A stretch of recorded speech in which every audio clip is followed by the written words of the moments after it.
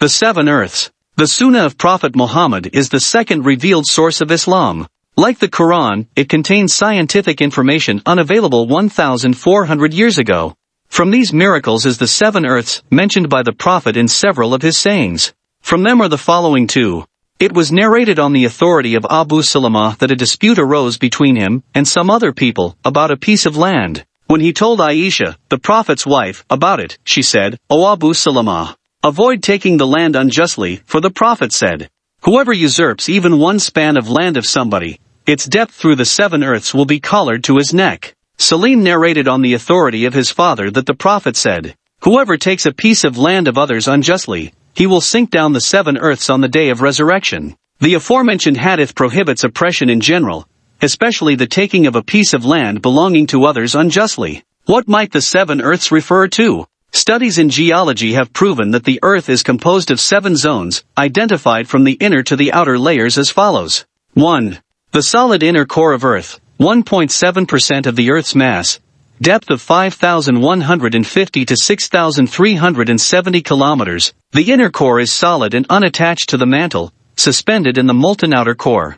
It is believed to have solidified as a result of pressure freezing, which occurs to most liquids when temperature decreases or pressure increases. 2. The liquid outer core, 30.8% of Earth's mass, depth of 2,890 to 5,150 kilometers. The outer core is a hot, electrically conducting liquid within which convective motion occurs. This conductive layer combines with Earth's rotation to create a dynamo effect that maintains a system of electrical currents known as the Earth's magnetic field. It is also responsible for the subtle jerking of Earth's rotation. This layer is not as dense as pure molten iron, which indicates the presence of lighter elements. Scientists suspect that about 10% of the layer is composed of sulfur and oxygen because these elements are abundant in the cosmos and dissolve readily in molten iron. 3. The D layer, 3% of Earth's mass, depth of 2,700 to 2,890 kilometers. This layer is 200 to 300 kilometers thick and represents about 4% of the mantle-crust mass. Although it is often identified as part of the lower mantle, seismic discontinuities suggest the D layer might differ chemically from the lower mantle lying above it. Scientists theorize that the material either dissolved in the core, or was able to sink through the mantle, but not into the core because of its density. 4.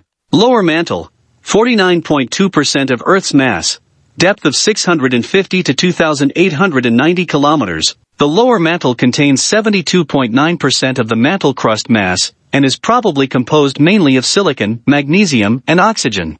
It probably also contains some iron, calcium, and aluminum. Scientists make these deductions by assuming the Earth has a similar abundance and proportion of cosmic elements as found in the Sun and primitive meteorites. 5. Middle mantle, transition region, 7.5% of Earth's mass, depth of 400 to 650 kilometers. The transition region or mesosphere for middle mantle, sometimes called the fertile layer, contains 11.1% of the mantle-crust mass, and is the source of basaltic magmas. It also contains calcium, aluminum, and garnet, which is a complex aluminum-bearing silicate mineral. This layer is dense when cold because of the garnet. It is buoyant when hot because these minerals melt easily to form basalt, which can then rise through the upper layers as magma. 6. Upper mantle, 10.3% of Earth's mass, depth of 10 to 400 kilometers. The upper mantle contains 15.3% of the mantle-crust mass. Fragments have been excavated for our observation by eroded mountain belts and volcanic eruptions. These and other minerals are refractory and crystalline at high temperatures, therefore, most settle out of rising magma, either forming new material or never leaving the mantle. Part of the upper mantle called the asthenosphere might be partially molten. 7. Lithosphere. Oceanic crust, 0.099% of Earth's mass. Depth of 0 to 10 kilometers. The rigid, outermost layer of the Earth comprising the crust and upper mantle is called the lithosphere. The oceanic crust contains 0.147% of the mantle-crust mass. The majority of the Earth's crust was made through volcanic activity.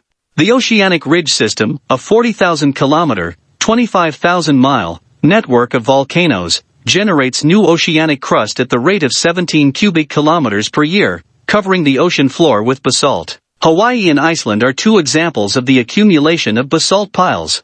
The continental crust contains 0.554% of the mantle-crust mass. This is the outer part of the Earth composed essentially of crystalline rocks. The crust, both oceanic and continental, is the surface of the Earth. As such, it is the coldest part of our planet. Because cold rocks deform slowly, we refer to this rigid outer shell as the lithosphere, the rocky or strong layer. The layers of the Earth coincide with the above-mentioned hadith of the Prophet. The miracle is in two matters. 1. The expression of the hadith, "He will sink down the 7 earths on the day of resurrection," indicates the stratification of these earths around one center. 2. The accuracy with which the Prophet of Islam referred to the 7 inner layers of earth. The only way for a desert dweller to have known these facts 1,400 years ago is through revelation from God. Thanks for watching. If you liked the video, please hit the like button. If you want to see more videos, don't forget to subscribe. And if you have a request or have something to say, please leave a comment down below.